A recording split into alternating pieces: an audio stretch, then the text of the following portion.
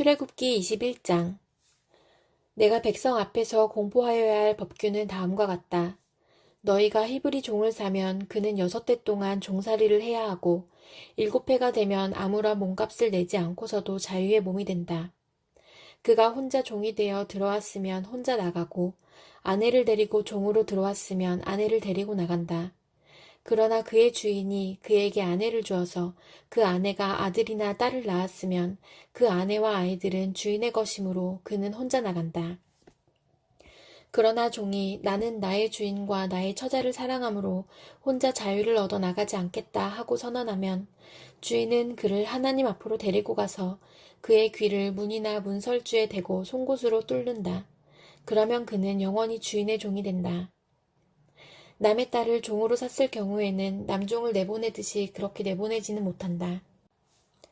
주인이 아내로 삼으려고 그 여자를 샀으나 그 여자가 마음에 들지 않으면 그는 그 여자에게 몸값을 얹어서 그 여자의 아버지에게 되돌려 보내야 한다. 그가 그 여자를 속인 것이므로 그 여자를 외국 사람에게 팔아서는 안 된다. 그가 그 여종을 자기의 아들에게 주려고 샀으면 그는 그 여자를 딸처럼 대접하여야 한다. 한 남자가 아내를 두고 또 다른 아내를 맞아들였을 때에 그는 그의 첫 아내에게 먹을 것과 입을 것을 줄여서 주거나 그 아내와 부부관계를 끊어서는 안 된다. 그가 그의 첫 여자에게 이 3가지 의무를 다하지 않으려거든 그 여자를 자유롭게 풀어주고 아무런 몸값도 받지 않아야 한다. 사람을 때려서 죽인 자는 반드시 사형에 처하여야 한다. 그가 일부러 죽인 것이 아니라 실수로 죽였으면 내가 너희에게 정하여 주는 곳으로 피신할 수 있다. 그러나 홧김에 일부러 이웃을 죽인 자는 나의 제단으로 피하여 오더라도 끌어내서 죽여야 한다. 자기 부모를 때린 자는 반드시 사형에 처하여야 한다. 사람을 유괴한 자는 그 사람을 팔았든지 자기가 데리고 있든지 반드시 사형에 처하여야 한다. 자기 부모를 저주하는 자는 반드시 사형에 처하여야 한다. 사람이 서로 싸우다가 어느 한 사람이 상대방을 돌이나 주먹으로 때려서 그가 죽지는 않았으나 자리에 눕게 되었는데 그가 일어나서 지팡이를 짚고서라도 길을 다닐 수 있게 되면 때린 사람은 형벌을 받지는 않으나 그동안에 입은 손해를 갚아주고 다 나을 때까지 치료비를 대주어야 한다. 어떤 사람이 자기의 남종이나 여종을 몽둥이로 때렸는데 그 종이 그 자리에서 죽으면 그는 반드시 형벌을 받아야 한다. 그러나 그들이 하루나 이틀을 더 살면 주인은 형벌을 받지 않는다. 종은 주인의 재산이기 때문이다.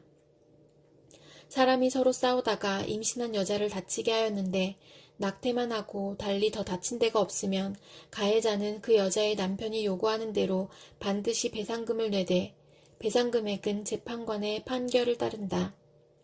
그러나 그 여자가 다쳤으면 가해자에게는 목숨은 목숨으로, 눈은 눈으로, 이는 이로, 손은 손으로, 발은 발로, 화상은 화상으로, 상처는 상처로, 멍은 멍으로 갚아야 한다. 어떤 사람이 자기 남종의 눈이나 여종의 눈을 때려서 멀게 하면 그 눈을 멀게 한 값으로 그 종에게 자유를 주어서 내보내야 한다. 그가 자기 남종의 이나 여종의 이를 부러뜨리면 그 이를 부러뜨린 값으로 그 종에게 자유를 주어서 내보내야 한다. 소가 어떤 남자나 여자를 받아서 죽이면 그 소는 반드시 돌로 쳐서 죽여야 한다. 처형된 소는 먹어서는 안 된다. 이 경우에 소의 임자는 형벌을 받지 않는다. 그러나 그 소에게 받는 버릇이 있는데 그 임자가 남에게 경고를 받고도 단속하지 않아서 어떤 남자나 여자를 죽게 하였으면 그 소만 돌로 쳐서 죽일 것이 아니라 그 임자도 함께 죽여야 한다. 그러나 피해자 가족이 원하면 소 임자를 처형하는 대신에 그에게 배상금을 물릴 수 있다. 그때 그 배상금 액수는 재판관이 정한다.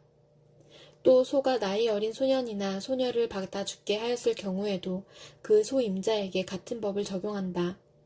소가 남종이나 여종을 받아 죽게 하였으면 소 임자는 그 종의 주인에게 은 30세겔을 주고 그 소는 돌로 쳐서 죽여야 한다. 어떤 사람이 구덩이를 열어놓거나 구덩이를 파고 그것을 덮지 않아서 소나 나귀가 거기에 빠졌을 경우에는 그 구덩이의 임자는 짐승의 임자에게 그것을 돈으로 배상하여야 한다. 그러나 죽은 짐승은 구덩이 임자의 것이 된다.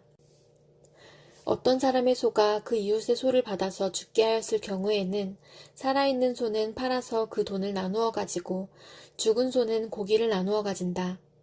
그 소에게 받는 버릇이 있다는 것을 알면서도 그 임자가 단속하지 않았으면 그는 반드시 살아있는 소로 배상하고 자기는 죽은 소를 가져야 한다. 누가복음 24장. 이래 첫날 이른 새벽에 여자들은 준비한 향료를 가지고 무덤으로 갔다.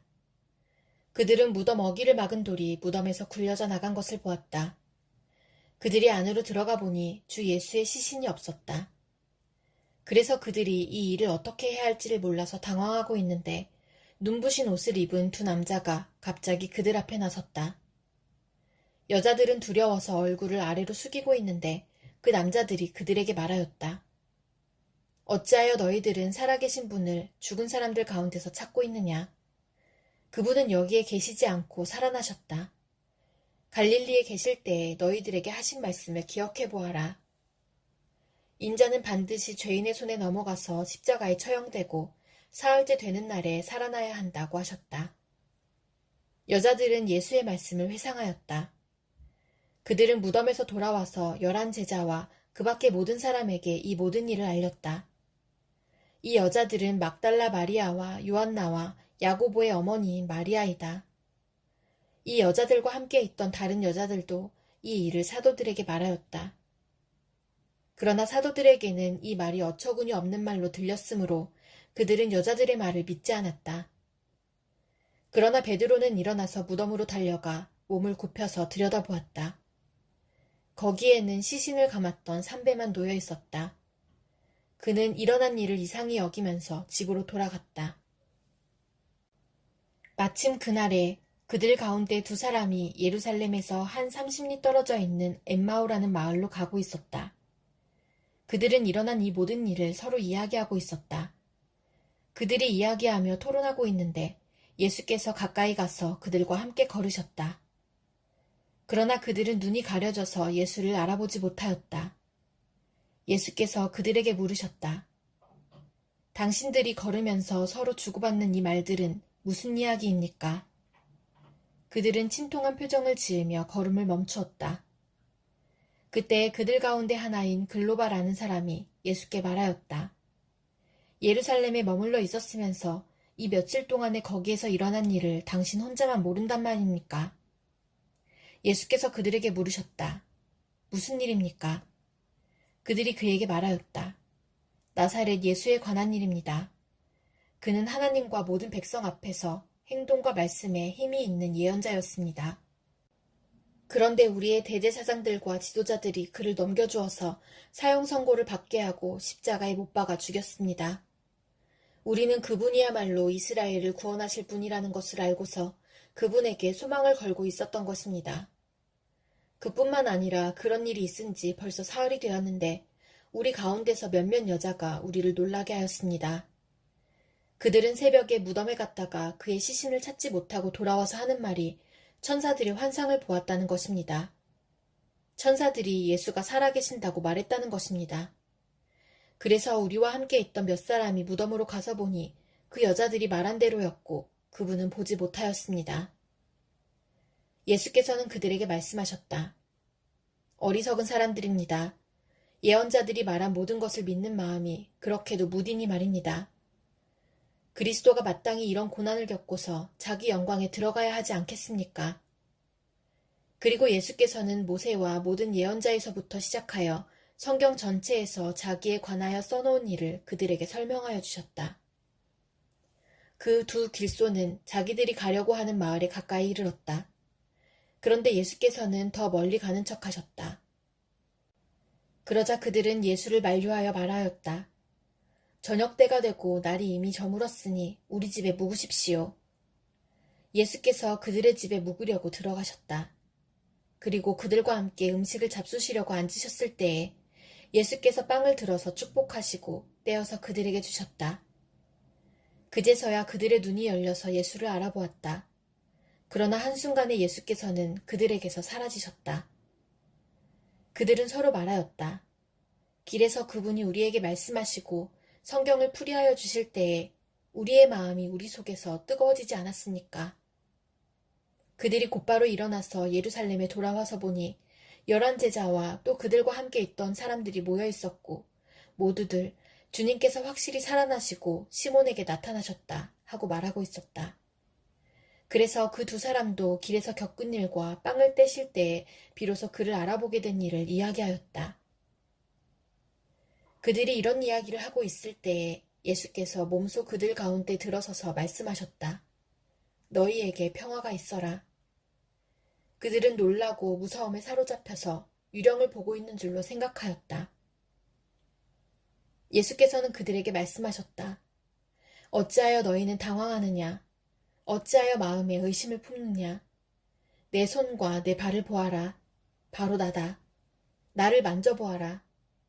유령은 살과 뼈가 없지만 너희가 보다시피 나는 살과 뼈가 있다. 이렇게 말씀하시고 그는 손과 발을 그들에게 보이셨다. 그들은 너무 기뻐서 아직도 믿지 못하고 놀라워하고 있는데 예수께서 그들에게 말씀하셨다. 여기에 먹을 것이 좀 있느냐? 그래서 그들이 예수께 구운 물고기 한 토막을 드렸다. 예수께서 받아서 그들 앞에서 잡수셨다. 예수께서 그들에게 말씀하셨다. 내가 전에 너희와 함께 있을 때 너희에게 말하기를 모세의 율법과 예언서와 시편에 나를 두고 기록한 모든 일이 반드시 이루어져야 한다고 하였다. 그때 예수께서는 성경을 깨닫게 하시려고 그들의 마음을 열어주시고 그들에게 말씀하셨다. 이렇게 기록되어 있다. 곧 그리스도는 고난을 겪으시고 사흘째 되는 날에 죽은 사람들 가운데서 살아나실 것이며 그의 이름으로 죄사함을 받게 하는 회개가 모든 민족에게 전파될 것이다 하였다. 예루살렘에서부터 시작하여 너희는 이 일의 증인이다. 보아라, 나는 내 아버지께서 약속하신 것을 너희에게 보낸다. 그러므로 너희는 위로부터 오는 능력을 입을 때까지 이 성에 머물러 있어라. 그리고 예수께서는 그들을 밖으로 베다니까지 데리고 가서 손을 들어 그들을 축복하셨다. 예수께서는 그들을 축복하시는 가운데 그들에게서 떠나 하늘로 올라가셨다. 그들은 예수께 경배하고 크게 기뻐하면서 예루살렘으로 돌아가서 하나님을 찬양하면서 날마다 성전에서 지냈다. 욥기 39장. 너는 산에 사는 염소가 언제 새끼를 치는지 아느냐? 들사슴이 새끼를 낳는 것을 지켜본 일이 있느냐? 들사슴이 몇 달 만에 만삭이 되는지 아느냐? 언제 새끼를 낳는지 아느냐? 언제 굽부려서 새끼를 낳는지를 아느냐? 낳은 새끼를 언제 광야에다가 풀어놓는지를 아느냐? 그 새끼들은 튼튼하게 자라나면 어미 곁을 떠나가서 다시 돌아오지 않는다. 누가 들나귀를 놓아주어서 자유롭게 해주었느냐? 누가 날쌘 나귀에게 메인 줄을 풀어주어서 마음대로 뛰놀게 하였느냐? 들판을 집으로 삼게 하고 소금기 있는 땅을 살 곳으로 삼게 한 것은 바로 나다. 들나귀가 시끄러운 성읍에서 멀리 떨어져 있으므로 아무도 들나귀를 길들이지 못하고 일을 시키지도 못한다. 산은 들나귀가 마음껏 풀을 뜯는 초장이다. 푸른 풀은 들나귀가 찾는 먹이다. 들소가 내 일을 거들어 주겠느냐? 들소가 내 외양간에서 잠을 자겠느냐? 내가 들소에게 쟁기를 메어 주어서 밭을 갈게 할 수 있느냐? 들소들이 내 말을 따라서 밭을 갈겠느냐? 들소가 힘이 센 것은 사실이지만 내가 하기 힘든 일을 들소에게 떠맡길 수 있겠느냐? 들소가 심은 것을 거두어 들여서 타작마당에 쌓아줄 것 같으냐? 타조가 날개를 재빠르게 치기는 하지만 황새처럼 날지는 못한다. 타조가 땅바닥에다가 알을 낳는 것은 흙이 그 알을 따스하게 해주기를 바라기 때문이다. 그러나 그 알이 발에 밟혀서 깨어질 수 있음을 알지 못한다. 들짐승이 그 알을 짓밟을 수도 있음을 알지 못한다. 타조는 알을 거칠게 다루기를 마치 제가 낳은 알이 아닌 것 같이 하고 알을 낳는 일이 헛수고가 되지는 않을까 하고 걱정도 하지 못하니 이것은 나 하나님이 타조를 어리석은 짐승으로 만들고 지혜를 주지 않았기 때문이다. 그러나 타조가 한번 날개를 치면서 달리기만 하면 말이나 말 탄 사람쯤은 우습게 여긴다. 욥은 대답해 보아라. 말에게 강한 힘을 준 것이 너냐? 그 목에 흩날리는 갈기를 달아준 것이 너냐? 내가 말을 메뚜기처럼 뛰게 만들었느냐? 사람을 두렵게 하는 그 위세당당한 콧소리를 내가 만들어 주었느냐? 앞발굽으로 땅을 마구 파대면서 힘껏 앞으로 나가서 싸운다. 그것들은 두려움이라는 것을 모른다. 칼 앞에서도 돌아서지 않는다. 말을 탄 용사의 화살통이 덜커덕 소리를 내며 긴 창과 짧은 창이 햇빛에 번쩍인다. 나팔 소리만 들으면 머물러 서 있지 않고 흥분하여 성난 모습으로 땅을 박차면서 내달린다. 나팔을 불 때마다 힝힝 하고 콧김을 뿜으며 멀리서 벌어지는 전쟁 냄새를 맡고 멀리서도 지휘관들의 호령과 고함 소리를 듣는다.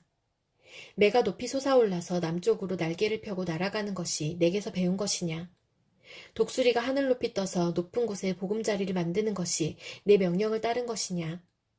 독수리는 바위에 집을 짓고 거기에서 자고 험한 바위와 요새 위에 살면서 거기에서 먹이를 살핀다. 그의 눈은 멀리서도 먹이를 알아본다. 독수리 새끼는 피를 빨아먹고 산다. 주검이 있는 곳에 독수리가 있다. 고린도후서 9장. 유대에 있는 성도들을 돕는 일을 두고 나는 더 이상 여러분에게 글을 써보낼 필요가 없습니다. 여러분의 열성을 내가 알고 있기 때문입니다. 나는 마케도니아 사람들에게 아가야에서는 지난해부터 준비가 되어 있다 하고 자랑하고 있습니다. 여러분의 열성을 듣고서 많은 사람이 분발하였습니다. 내가 이 형제들을 보낸 것은 우리가 이 일로 여러분을 자랑한 것이 헛된 말이 되지 않게 하려는 것이고 내가 말한 대로 여러분이 준비하고 있게 하려는 것입니다. 혹시 마케도니아 사람들이 나와 함께 그리로 가서 여러분이 준비하고 있지 않은 것을 보게 되면 여러분은 말할 것도 없고 우리가 이런 확신을 가진 것 때문에 부끄러움을 당하지 않을까 하고 염려합니다. 그러므로 나는 그 형제들에게 청하여 나보다 먼저 여러분에게로 가서 여러분이 전에 약속한 선물을 준비해 놓게 하는 것이 필요하다고 생각하였습니다. 이렇게 해서 이 선물은 마지못해서 낸 것이 아니라 기쁜 마음으로 마련한 것이 됩니다. 요점은 이러합니다. 적게 심는 사람은 적게 거두고 많이 심는 사람은 많이 거둡니다. 각자 마음에 정한 대로 해야 하고 아까워하면서 내거나 마지못해서 하는 일은 없어야 합니다. 하나님께서는 기쁜 마음으로 내는 사람을 사랑하십니다. 하나님께서는 여러분에게 온갖 은혜가 넘치게 하실 수 있습니다. 그러함으로 여러분은 모든 일에 언제나 쓸 것을 넉넉하게 가지게 되어서 온갖 선한 일을 얼마든지 할 수 있습니다. 이것은 성경에 기록한 바 그가 가난한 사람들에게 아낌없이 뿌려주셨으니 그의 의가 영원히 있다 한 것과 같습니다. 심는 사람에게 심을 씨와 먹을 양식을 공급하여 주시는 하나님께서 여러분에게도 씨를 마련하여 주시고 그것을 여러 갑질로 늘려주시고 여러분은 의의 열매를 증가시켜 주실 것입니다.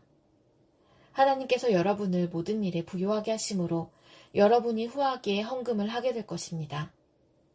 우리가 여러분의 헌금을 전달하면 많은 사람이 하나님께 감사를 드리게 될 것입니다. 여러분이 수행하는 이 봉사의 일은 성도들의 궁핍을 채워줄 뿐만 아니라 많은 사람들로 하여금 하나님께 감사를 넘치게 드리게 할 것입니다. 여러분의 이 봉사의 결과로 그들은 하나님께 영광을 돌릴 것입니다. 그것은 여러분이 하나님께 순종하여 그리스도의 복음을 고백하고 또 그들과 모든 다른 사람에게 너그럽게 도움을 보낸다는 사실이 입증되었기 때문입니다. 그들은 또한 여러분에게 주신 하나님의 넘치는 은혜 때문에 여러분을 그리워하면서 여러분을 두고 기도할 것입니다. 말로 다 형언할 수 없는 선물을 주시는 하나님께 감사합니다.